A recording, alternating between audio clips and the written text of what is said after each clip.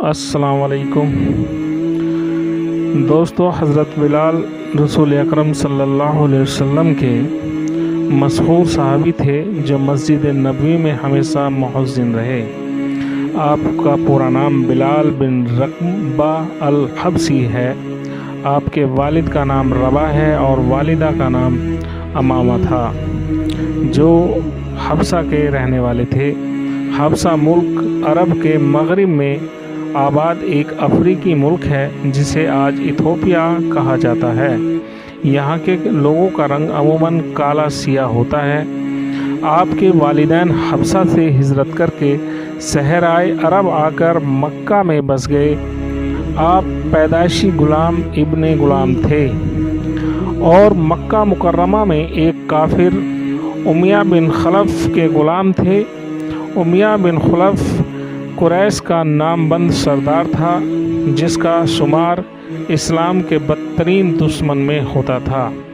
حضرت بلال نے اللہ تعالیٰ کو وحدانیت کا اقرار اس وقت کیا جب اسلام کا آغاز تھا، اور مشرکین مکہ اسلام قبول کرنے والوں پر زندگی تنگ کر دیتے تھے، اور کسی غلام کا اسلام قبول کرنا تو انہیں کسی صورت حال گوارا نہیں تھا۔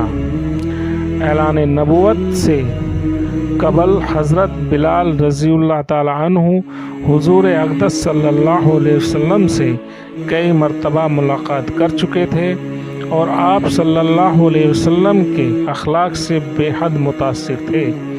ایک مرتبہ سیدنا بلال امیہ بن خلف کو بکریاں چرا رہے تھے کہ ایک آواز آئی، اے چرواہے، کیا تمہارے پاس دودھ ہے؟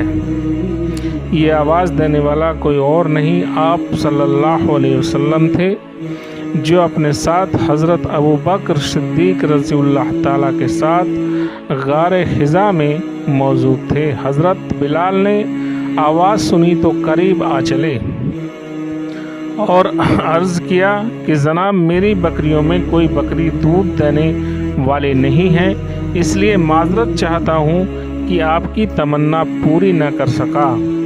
رسول اللہ صلی اللہ علیہ وسلم نے فرمایا، اگر اجازت ہو تو سامنے والی بکری کو دیکھ لیا جائے، ہو سکتا ہے اس میں دودھ مل جائے۔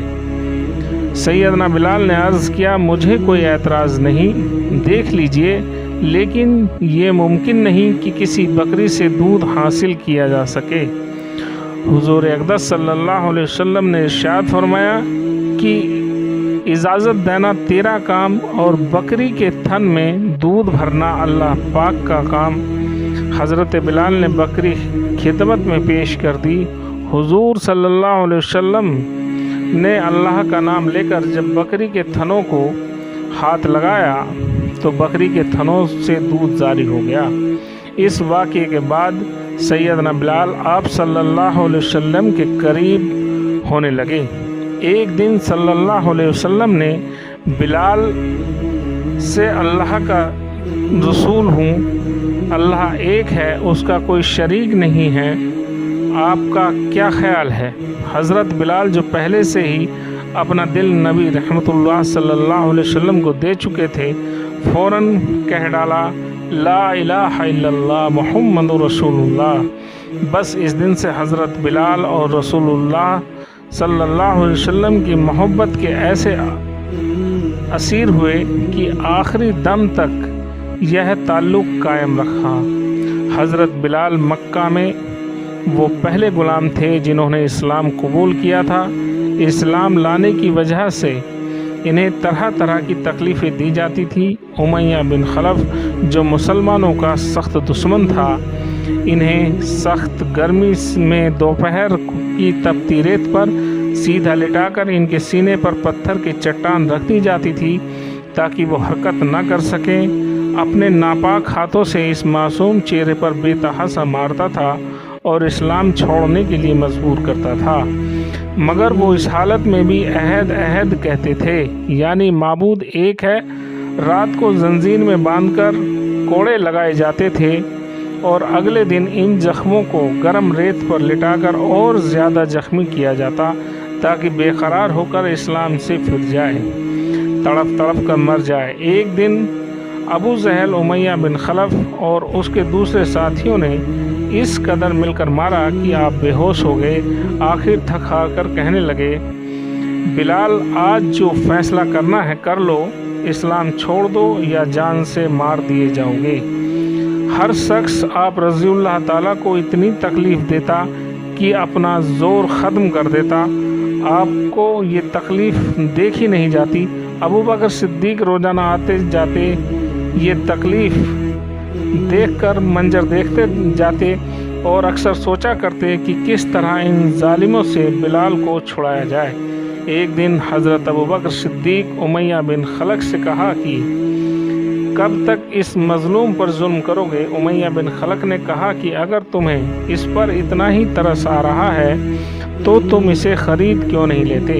हज़रत अबू बकर सिद्दीक उसे ख़रीदने के लिए फ़ौरन तैयार हो गए और कीमत पूछी और अबू बकर सिद्दीक ने इसे ख़रीद कर आज़ाद कर दिया, क्योंकि दोस्तों अरब के बुत परस्त अपने बुतों को माबूद कहते थे, इसलिए उनके मुकाबले में इस्लाम की तालीम तौहीद की तालीम थी। इसकी वजह से हज़रत बिलाल की ज़ुबान पर एक ही कबीर था। हम देखते हैं कि जिसमें मोहब्बत हो जाती है उसका नाम लेने से भी लुत्फ़ आता है। यही वजह है हज़रत बिलाल रज़ियल्लाह ताला अन्हु को हर तरह से सताया जाता था, यहाँ तक कि मक्का के लड़कों के हवाले कर दिया जाता था कि वे उन्हें गली कूचों में चक्कर देते फिरते, लेकिन इनकी ज़ुबान पर वो एक ही रट लगी हुई थी।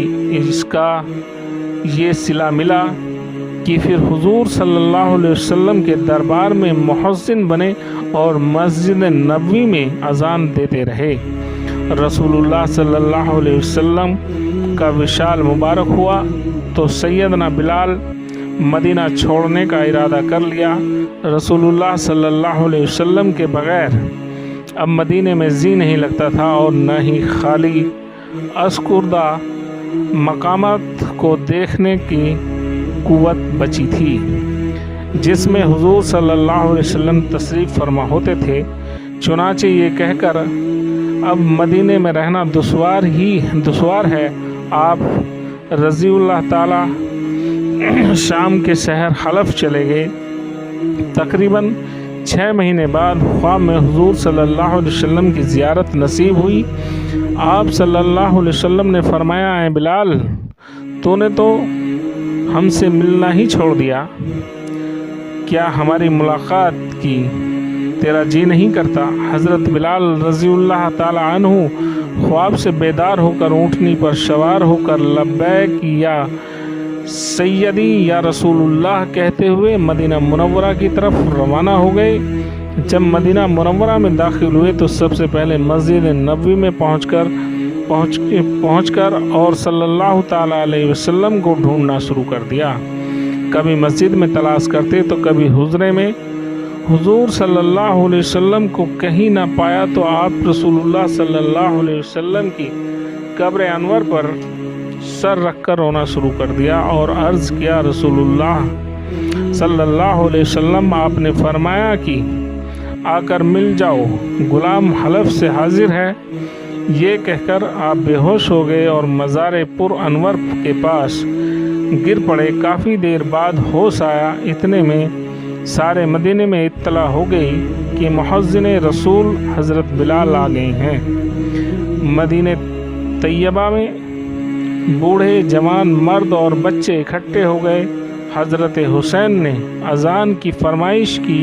लाडलों की फरमाइश ऐसी नहीं थी कि इनकार की गुंजाइश थी। अज़ान देना शुरू कर दी। मदीने में हुजूर सल्लल्लाहु अलैहि वसल्लम के ज़माने की अज़ान कानों में पढ़कर कोहराम मच गया और अहले मदीना हिचकियाँ लेकर रोने लगा। हत्ता कि पर्दानशीन ख़वातीन भी घरों से बाहर निकल आईं। सभी के तसव्वुर करने लगे जैसे रसूलुल्लाह सल्लल्लाहु अलैहि वसल्लम दोबारा तशरीफ़ ले आए। चुनाचे चंद रोज़ क़याम के बाद सैयदना बिलाल वापस हो गए और 60 हिजरी के करीब दमिश्क में आपका विशाल हुआ।